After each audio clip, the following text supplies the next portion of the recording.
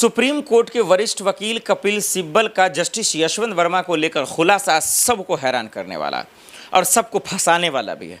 सबको का मतलब ये है कि दिल्ली में जिसकी सरकार है, दिल्ली में जिसकी जिम्मेदारी है कानून व्यवस्था को संभालने की, एजेंसियों को संभालने की, इंटेलिजेंस को संभालने की, वो फेल हो चुकी है। जस्टिस यशवंत वर्मा का क्या होगा नहीं होगा दर्शकों मुझे पता नहीं, गिरफ्तार होंगे कि नहीं होंगे मुझे पता नहीं, अरेस्ट होंगे कि नहीं मुझे पता नहीं, क्योंकि वहाँ के कानून व्यवस्था पर वो एक जरा भरोसा नहीं, वो लाचार हो चुकी है, वो किसी न किसी के हाथों बिक चुकी है। क्योंकि अगर वो निष्पक्ष होती, अगर वो ईमानदार होती तो आज ये जज जस्टिस वर्मा जेल में होता, ये गिरफ्तार होता, इनको कोई माई का लाल रोक नहीं पाता।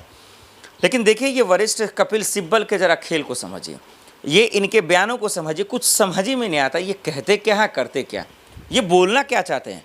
क्या इनका दिमाग ख़राब हो चुका है, मुझे खुद समझ में नहीं आता। इतने बड़े वकील हैं, आपसे पढ़ा लिखा कोई नहीं है, मैं भी नहीं हूँ, लेकिन कोई एक बयान देना, एक बयान देते ही नहीं आप, कभी कुछ कहते हैं कभी कुछ कहते हैं। और इसीलिए सुप्रीम कोर्ट के वकील महमूद पराचा भी उनको जो है बहुत बड़ा इल्ज़ाम लगाते हैं और उन इल्ज़ामों का जवाब नहीं देते, वो तो चुनौती देते हैं। जाइए फॉरवर्ड न्यूज़ पे वीडियो पॉडकास्ट महमूद पराचा का डालिए, अगर आप लोग देख पाएँ तो उसमें खुल्ला वो कपिल सिब्बल का पोल खोल रहे हैं। वो बीजेपी के लिए काम करते हैं, वो तो सरकार के लिए काम करते हैं, और वो जो इल्ज़ाम एलिगेशन लगाते हैं ये सब बेतुके हैं।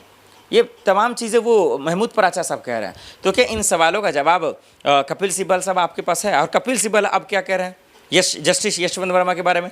इनके खिलाफ महाभियोग लाया जा रहा है, यानी कि जज पद से इनको हटाने के लिए इनकी कुर्सी छीनने के लिए। कपिल सिब्बल साहब कह रहे थे सरकार पहले इनको बचा रही है, जस्टिस यशवंत वर्मा को, इनके मंत्री इनके नेता हो सकता है इसमें शामिल हो सकता है इन्हीं के किसी का जो है करोड़ों अरबों रुपया हो, जो 500 की नोटों की गड्डी चली। और पहले अब ये कह रहे हैं, फिर कह रहे हैं कि भाई अगर महाभियोग आएगा तो इसके बहाने, जस्टिस यशवंत वर्मा के बहाने सरकार जो है सुप्रीम कोर्ट पर कब्जा करना चाहती है, वहाँ सुप्रीम कोर्ट में अपने मन मुताबिक काम करना चाहती है, फैसला सुनाना चाहती है। अरे भाई कपिल सिब्बल साहब, ये मोदी जी की तरह गोल गोल क्यों घुमाते हो? सीधी सवाल बात नहीं कर सकते क्या आप? क्या आप सिर्फ ये नहीं बता सकते जस्टिस यशवंत वर्मा का इस्तीफ़ा होगा या नहीं? क्या उनको कुर्सी से हटाया जाएगा या नहीं? उनका जज पद छीना जाएगा या नहीं? महाभियोग आएगा वो सही है या गलत? ये गोल गोल घुमाने की फितरत हो गई है क्या आपकी?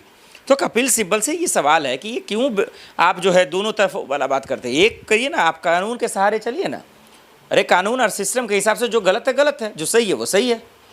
सुप्रीम कोर्ट से बड़ा कोई अदालत है क्या? संविधान से भी बड़ा कोई अदालत है क्या?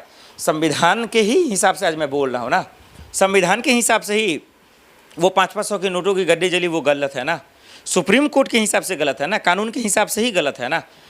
तो कानून उसको दुरुस्त करेगा ना। आप कानून के जवाब बोलिए ना। सियासत में आप क्यों बयान दे रहे हैं कि भाई सरकार के मिली भगत से हो रहा है, उनको बचाने की साजिश है?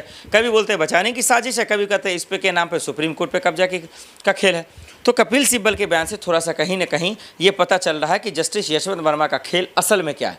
असल में यह है कि ये वकील लोग भी बचाने की कोशिश कर रहे हैं। ये सिर्फ ऊपर से कुछ कहते हैं, अंदर से कुछ और चल रहा है। उपराष्ट्रपति धनखड़ साहब ने साफ शब्दों में कहा निष्पक्ष जांच होनी चाहिए, एफआईआर दर्ज होनी चाहिए, दोषी हैं तो जेल में जाना चाहिए।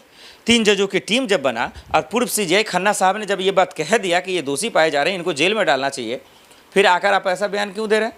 जब सरकार की तरफ से मीडिया रिपोर्ट में ये खबरें चल रही हैं कि महाभियोग लाने की कवायद तेज हो चुकी है और महाभियोग आएगा तो राष्ट्रपति महोदय जी, प्रधानमंत्री जी और विपक्ष का कोई एक नेता जब ये फैसला करेगा कि इनको पद से हटाओ, इनको जेल में डालो, तो फिर जज पर पहले सबसे पहले तो कुर्सी छीनो, तो ये तो बेहतर होगा ना कि कोई जज पद पर बैठा हुआ है और उनका इस्तीफा नहीं लेंगे तब तक निष्पक्ष जांच कैसे होगी?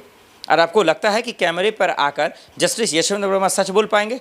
नहीं बोल पाएंगे। मैं आपको लिख कर देता हूँ, और क्यों, आइए अब आपको बताते हैं।